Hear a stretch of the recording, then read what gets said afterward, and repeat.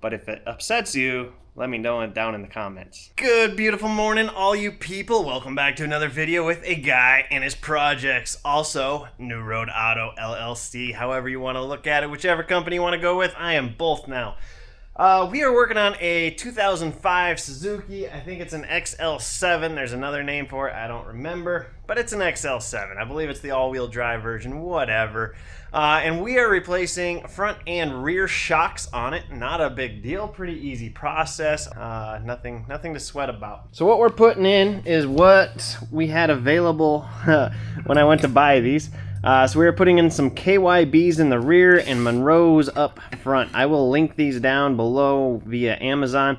Remember, you click the links, you buy stuff, I make money. Even if you don't buy what I link, click the links, add stuff to cart, buy stuff in cart, I make money. You spend the same amount regardless. It's just a matter of whether I get a part of it or Amazon gets all of it. That's all there is to it.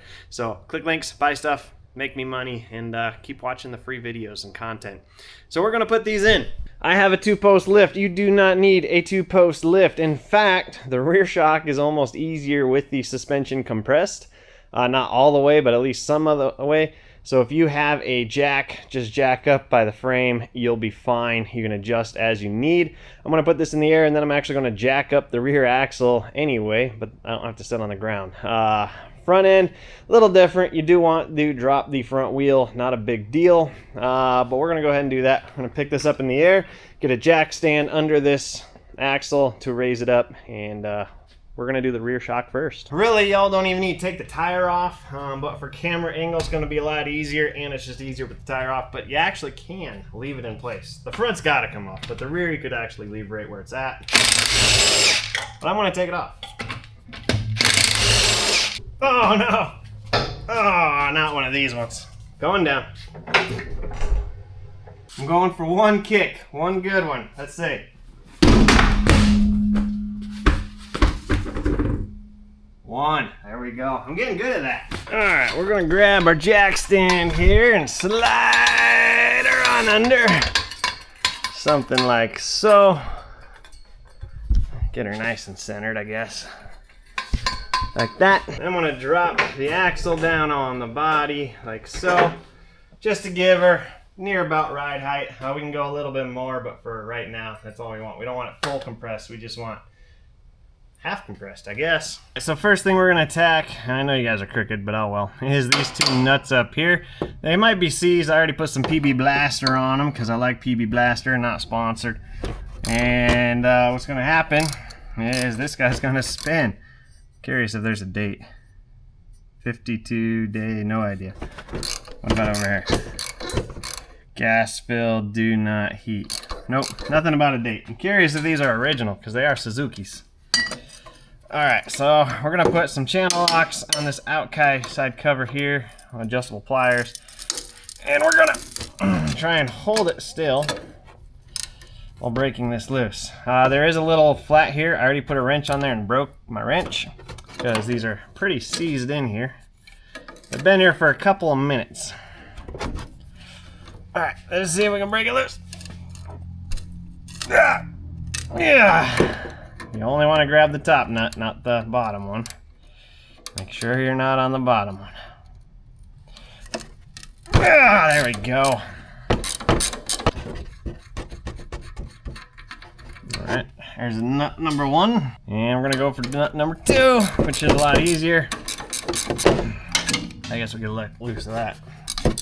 Oh, maybe not. If all else fails, spin the shock. There we go. Nut numeral two. Now, as long as you didn't compress this all the way, you can probably do a little something like so and get it out of there. So next thing, we're gonna do the bottom bolt. I got a 7mm wrench on here, and we're gonna 17mm ratchet. Oh, I'm gonna try and break this sucker loose. She's tight. Maybe try and break. Oh boy. Oh God. She's a tight one. So we're gonna put our wrench in this way and let it hit the axle housing. Maybe just So maybe that'll let us break the nut loose, or the bolt. Okay, so our wrench just contacted the axle housing, so that should hold that in place. Oh, there we go. It is tight. Alright, I'm gonna just pull this bolt out, hold your shock, because it's gonna fall down like so. Alright, so we're gonna grab our new shock, and all we're gonna do is slide it in and stick that bolt back through. Snugger but not tightener. So we're gonna stick this in, slide our bolt through just like it was, put our nut back on. You can anti-seize this if you want and you feel the need. I'm not going to do that just yet. Again, we're just tightening or snugging it up a little bit. Wait to get all crazy about torquing until we're on the ground, or we're kind of simulating ride height with the jack right now, but we want to get the top in before we get too crazy. So we're just gonna go until the shock doesn't free spin. There we go. All right, so at the bottom all snugged up, you can kind of pop this protective layer off if you compress the shock a little bit. Should come up. You'll have to cut that off later. While that's going up, oh, I missed my opportunity. Slide one of them washers on, and then your rubber isolator. I want to take off the ones that were there before. That just went through the hole all nice and perfect. We'll put our isolator on, our washer hat, and then a nut. And just like we took it off, we put it back on. Except these nuts are different size. Nope. And this is where you might have to lower your jack so that there's pressure on this, or you just go for it. Whatever works.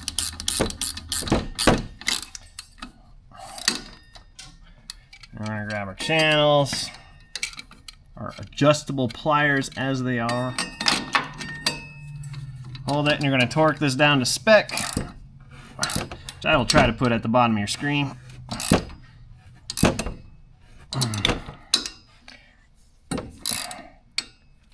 Which, based off the bulge, is right about there. All right, I'm gonna take nut number 2 and spin that on top, and we're just gonna kind of snug that one up. So all it is a retaining nut, but you don't want your retaining nut to come off either, so make sure that's nice and taut. Voila. All right, so as far as down here goes, grab your knife, cut that strap off if you didn't already. We're gonna grab your 17mm wrench and your ratchet, and you're gonna torque this. So you want this at ride height so you don't twist the bushing, which we are pretty dang close to ride height. All right, torque this up to specs. I'll try to put that on the bottom of your screen.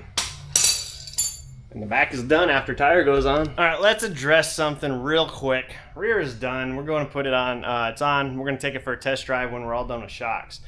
Here is something that gets brought up a lot in the videos, is people get upset when I don't exercise the shock. You take the strap off, they want you to push it down all the way, and then they want you to let it raise all the way. They want you to do that a few times to get the oil all circulated through the system. Okay, I get that, and that might give you a better ride right off the go. I want to take this for a test drive, okay? A test drive, what your shocks are doing when you drive your cars, they are going up and down, cycling fluid. So people get all uptight about it. Don't stress about it. If you buy a quick strut, you ain't depressing them anyway. Before you install them, there's no way. With the spring on them already, it's okay. Life is going to be all right. I promise you that. But yeah, as you drive, it cycles. If you leave your car sit for 6 months, excuse her. If you let your car sit for a few months at a time, your first mile or so is going to be cycling fluid through the system again anyway. It's not a big deal. Stop getting upset. But if it upsets you, let me know down in the comments. All right, we're going to move on to the front. So for the front, your life is going to be way easier if you just take the tire off. Don't make me kick you. Oh, hey, this one comes right off. Squeak. Alright, looking at this, it tells me a thing or two. One, we're getting up under the hood. Two, this shock is coming with the brackets for the knuckle, the spindle, whatever you want to call it. Also tells me we're going to have to take this bolt off here, looks like a 10 mil, unclip the brake line, take these two bolts off, and then whatever we got to deal with up under the hood. Being that I'm on the lift, I don't think it really matters. You could undo everything here right now. Maybe we do that, except we might want this bolted in to help hold everything still. Yeah, so we're going to start under the hood first. Alright, so under the hood, it looks like this is the bolt we need to take off. Looks like this is a big ass washer. I don't know if that's going to be spinny or not, so we're going to try and just get a socket on that, and we're going to see what happens.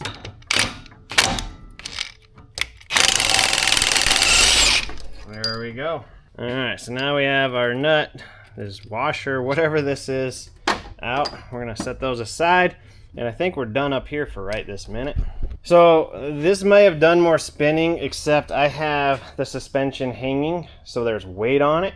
If you're doing this on the ground, you might jack up the front end to help with that. Otherwise, you might have to, I don't know, because I didn't do it that way, but that's what I know right now. So we're going to lift this back up and get the bottom part done.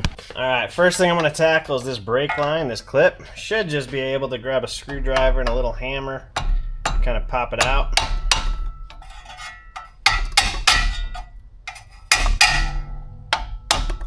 Like so.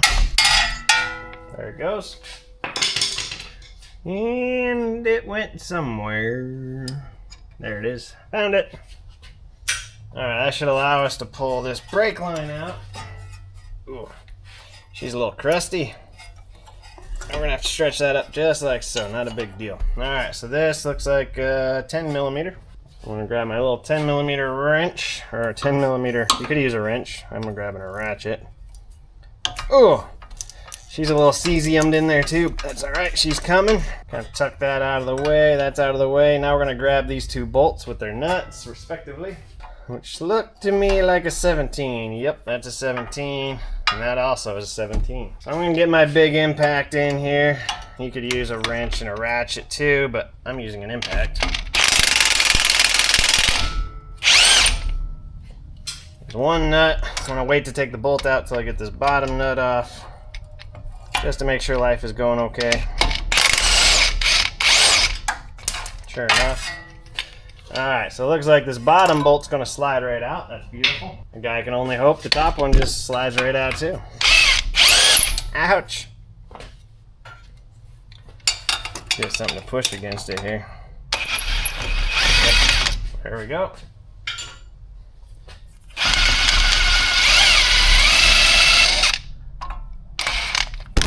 Oops. I keep hitting you, I'm sorry! Alright, so we're going to try something like that. Perfect. Alright, so now we just gotta get the shock off like so, and out she comes. Alright, so as far as what we do now, we're gonna take this cover off and we're gonna take this washer off, and those go on the new shock. Alright, so we're gonna take this top nut off. We're gonna remember that one over there because we want it in a minute. I'm gonna put this big old washer on top. Then we're going to take our dust cover, slide that on, and we're ready to install. I'm really quite impressed that the camera hasn't died because it started with a low battery, but whatever.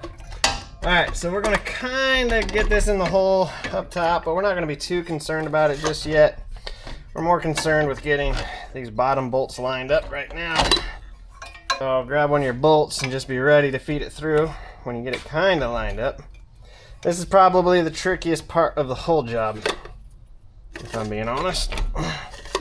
Oh hey, we might got it. Nope, almost had it. If you have a centering pin or a punch, that could be helpful for your life right now. And I do have those, but I like to struggle instead. There we go, there's one. Which means your second one should be much easier. There's two. I like ANEC, so I'm just going to slap a little dollop on here. And go ahead and put this nut on, this nut on. All right, so we're gonna retighten these just like we loosened them. Whatever that torque spec is what you want to go to. I'll try to put it on your screen.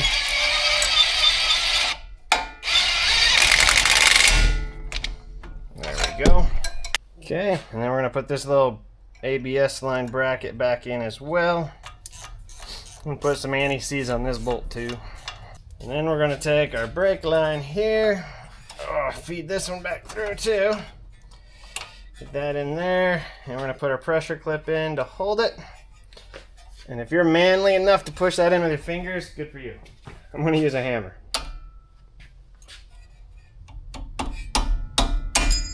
Maybe. Typically I would swing from the other direction, but you guys are in the other direction. I'm trying to keep you in view, but you get the idea. Hopefully you can see.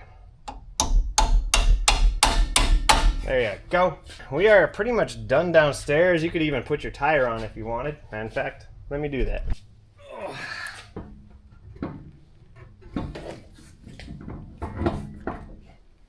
I'm just doing 2 lug nuts because after I'm done filming this video, I'm going to do their tie rods. I'm not filming that in this video, but I'm taking the tires right back off. So I'm just doing 2 lug nuts because we want to put this down on the ground and push that shock up into the engine bay. And it's going to be easier with a tire on it. And then I'm going to drop her down on the ground. See if I can stay out of what little bit of light you guys got. So if this did not come up, it probably got stuck on the way up. If you just shake the car back and forth, jack up the tire a little bit, you can probably get it through. But I'm going to go ahead and slap that down in there, put our new nut on there. And again, I have an impact, so I'm going to use it. I'm just going to kind of put that in there. And apparently that's going to spin. I really don't know what to hold that with, but I found a pipe wrench. We're going to see if it'll work. I don't know if it's going to work, but we're gonna go for something here. Oh, I just lost my light. Nope. Come on. Nope. Nope. I don't know how else to hold this. Maybe we go this way. There we go. Ouch. Alright, I'll try to put those torque specs down there too. But you want the nylon to at least go below because the nylon's going to hold it in there. So that is in. Okay, quick side note. I just did the passenger side as well. This one's a little harder to get to. As you can see, it's down there. So this fuse box right here pulls up. You got a little tab there. You stick it in with a screwdriver. A little tab here, and then the fuse box pulls up. Might have to do a little wiggle, but that'll pull up, and then I just twisted it over to that side. The washer spun on this side too, so I needed a pipe wrench in there. So I also had to take the air box out. So you pull the mass airflow sensor, whatever this sensor is, unscrew this band clamp, you pull out the cover, the filter, and then you got 1, 2, 3 millimeter bolts. Where's this one? Yeah, down there. 3 10 millimeter bolts that you got to take out, and then the bottom of that box comes out, and then you can get your pipe wrench in there to hold that washer. If anybody knows how to hold that washer without a pipe wrench, let me know, because I don't know how else to do it. That's what I did. So all 4 shocks replaced. All right, guys, that's all there is to replacing all 4 shocks on the 2005 Suzuki XL-7, whatever it is. Pretty easy to DIY, not a big deal. I will link everything down below, the shocks, the tools, the whatevers. You guys can do it. Check them out. The links, click on them, buy stuff. Whether you buy the stuff I link or not, doesn't matter. Click on my link, go buy stuff, and I make a little commission. So thanks for watching, guys. Stay tuned. Tons of other videos. I'm going to do inner and outer tie rods on this without the video because it's dinner time and I'm hungry and I want to get through this. Plus, he wants me to pull some codes and see what those mean. So I'm hungry. So I want to get through this. Not with you guys, because everything I do with you guys makes me take twice as long. So thanks for watching. Stick around. Tons of videos on the channel. We'll see you later. Adios.